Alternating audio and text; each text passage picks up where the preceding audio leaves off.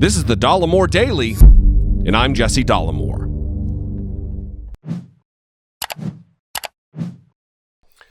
Donald Trump has long claimed to be a hard worker, to be the hardest working president the world has ever seen.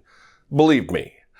Many of you may remember when he famously fooled brainwashed MAGA morons all over the country when he lied, claiming that he would be too busy working to golf if elected president of the United States.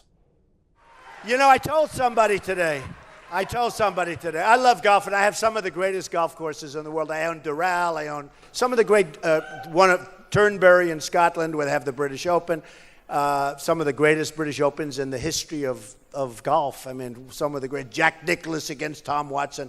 They say the duel in the sun, right, folks? The duel in the sun, the greatest tournament ever played was at Turnberry, the duel in the sun, Jack Nicklaus, Tom Watson. So I have the greatest stuff.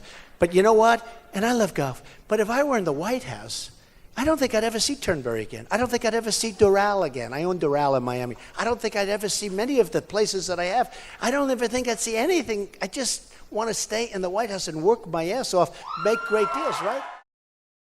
I'm not even going to fully address his many trips to Trump-branded golf properties or the fact that he has indeed visited Turnberry since taking office. Today I want to talk about the months of Donald Trump's full daily schedules that were leaked and reported on by Axios. Schedules which paint a very different picture than the one Trump would have the build the wall, lock her up crowd know about.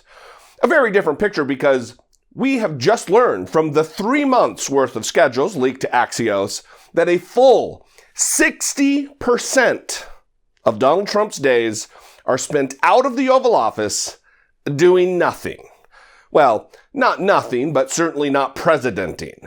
He burns the day away watching TV and calling his friends on the phone.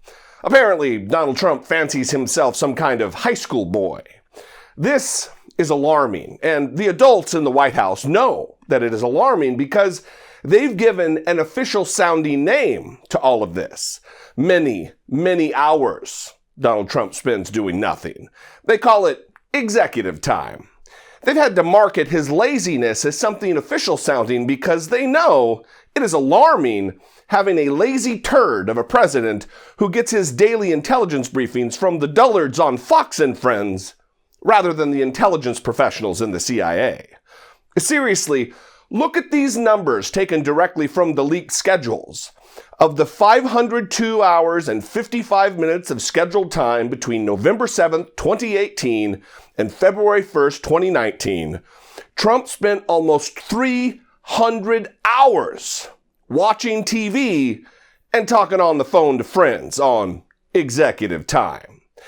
But really, does this surprise anyone? Does it surprise anyone? Because remember that the same guy who claims he'd be too busy working to ever leave the White House or to golf is the same dipshit who, when asked about the job as president, complained how hard it was. Well, I loved my previous life. I had so many things going. I actually, this is more work than in my previous life. I thought it would be easier. I thought it was more of I'm a details-oriented person, I think you would say that. But I do miss my old life.